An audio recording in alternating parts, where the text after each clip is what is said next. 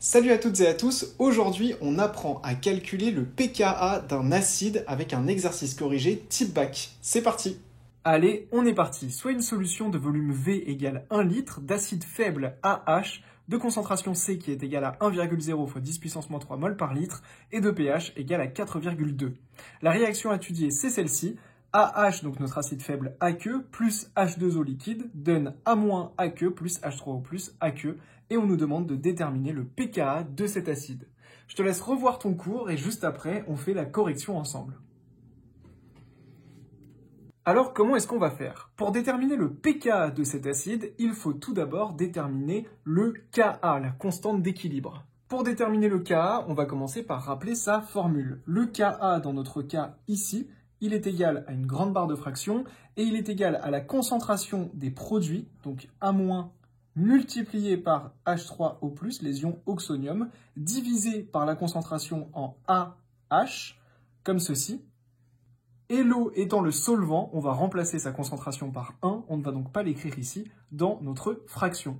Et on va prendre ces concentrations à l'état d'équilibre, puisque K c'est la constante d'équilibre, on va donc préciser qu'on les prend à l'état d'équilibre.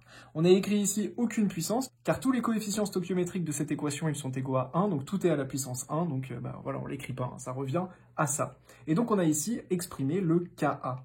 On va donc se poser la question de à quoi sont égales ces différentes concentrations lorsqu'on est à l'équilibre. Et pour pouvoir répondre à cette question, c'est toujours la même chose, on va faire un tableau d'avancement.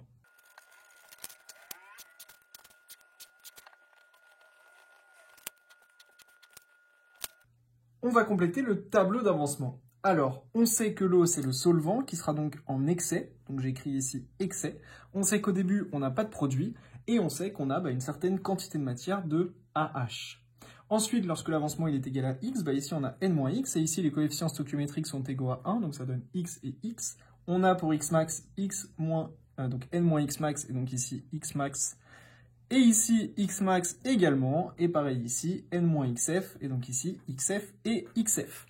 Donc le tableau d'avancement n'était pas très compliqué à remplir. Et ici, nous ce qu'on veut, c'est déterminer les concentrations, donc ces différentes concentrations, les concentrations de A-, de H3O+, et de AH, lorsqu'on est à l'état d'équilibre. Alors ici, la réaction n'est pas totale, on va donc considérer qu'on a l'état d'équilibre lorsqu'on est à l'état final, c'est-à-dire au niveau de cette ligne. Donc en fait, l'idée, ça va être de déterminer évidemment les quantités de matière qu'on a ici, pour en déduire la concentration, puisqu'on a le volume qui est égal à 1 litre, donc c'est super simple. Et une fois qu'on aura fait ces calculs, on pourra tout simplement calculer le Ka et en déduire le pKa de cet acide. Alors ici, en termes de valeur, on va avoir une égalité parfaite entre la quantité de matière et la concentration, puisque le volume ici, il est égal à 1 litre. Et comme on sait que la concentration, elle est égale à la quantité de matière divisée par le volume en litres, et qu'ici on a un volume d'1 litre, on va donc diviser la quantité de matière par 1, et donc du coup ça revient strictement au même. Donc ici, puisque le volume il est égal à 1 litre, on peut dire que la concentration elle est égale à la quantité de matière, et donc en calculant tout simplement ces inconnus dans notre tableau d'avancement, on pourra directement faire le calcul de Ka. On va commencer par calculer la première concentration, la plus simple, celle-ci. On veut la concentration en ion oxonium H3O+. Et bien, comme on l'a vu dans le cours, donc à l'état final, comme on l'a vu dans le cours, cette concentration, elle est égale à 10 puissance moins la valeur du pH, soit 10 puissance moins, et le pH, il est égal à 4,20, donc 10 puissance moins 4,20. Et si tu fais ce calcul à la calculatrice, ça donne environ 6,3 fois 10 puissance moins 5 mol par litre. Et on voit dans notre tableau d'avancement que quand on est à ce niveau-là, sur cette ligne du tableau d'avancement, eh bien on a la même quantité de matière pour nos deux produits, XF et XF. On peut donc en déduire immédiatement que la concentration en A- à cet état final, elle est égale à la quantité de matière qu'on a en A- à l'état final, d'après ce qu'on a vu juste au-dessus, il n'y a pas de souci avec ça. Et donc ce sera également égal à 6,3 fois 10 puissance moins 5. On l'exprime en mol par litre. Alors, c'est pas mathématiquement correct d'écrire que c'est égal à la quantité de matière. C'était simplement pour t'expliquer ce qu'on a vu, te rappeler ce qu'on a vu juste ici. Mais donc, du coup, la concentration, c'est la même que la concentration en ion oxonium. On finit avec la concentration en le réactif AH. Donc, la concentration en AH à l'état final, elle est égale à quoi? Eh bien, elle est égale tout simplement cette concentration à sa quantité de matière initiale, donc petit n, qu'on va diviser par le volume pour avoir une concentration, moins la quantité de matière ici, xf, divisé par le volume également pour avoir sa concentration. le volume étant égal à 1, donc ça revient à n-xf. On a donc cette formule. Quelle est sa concentration initiale? Eh bien, sa concentration initiale, elle est donnée juste ici, 1,0 fois 10 puissance moins 3, donc ce sera égal à 1,0 fois 10 puissance moins 3, moins xf divisé par le volume qui est égal à 1 litre. Eh bien, c'est le fameux xf qu'on a calculé juste au-dessus, qui est donc égal à 6,3 fois 10 puissance moins 5.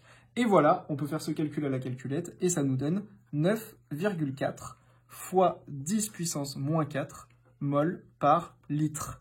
Et voilà, on a fini tous les calculs. On a donc la concentration dans l'état final en ion oxonium, en A-, en AH. On va donc pouvoir remplacer tout simplement ces concentrations dans la formule du Ka pour le déterminer. Voilà pour le calcul, et si on le fait à la calculatrice, ça nous donne environ 4,2 fois 10 puissance moins 6. Tout simplement, on a donc calculé le Ka, et comme on l'a vu dans le cours, c'est super simple. On sait que le pKa, il est égal à moins log du Ka. On va donc pouvoir faire moins log de ce qu'on a trouvé ici, 4,2 fois 10 puissance moins 6, donc je le note ici. Et si tu fais ce calcul à la calculatrice, tu trouves environ 5,4. On a donc trouvé, grâce à notre tableau d'avancement et grâce à cette méthodologie, que le pKa de cet acide, il est égal à 5,4. Et on a fini cet exercice. Cette vidéo est maintenant terminée, j'espère qu'elle t'a plu. Si c'est le cas, n'oublie pas de t'abonner à ma chaîne YouTube, c'est super important, et clique sur le lien dans la description de cette vidéo YouTube pour avoir accès à une belle surprise. Allez, on se retrouve sur une nouvelle classe, je te dis à très vite. C'était Théo, ciao.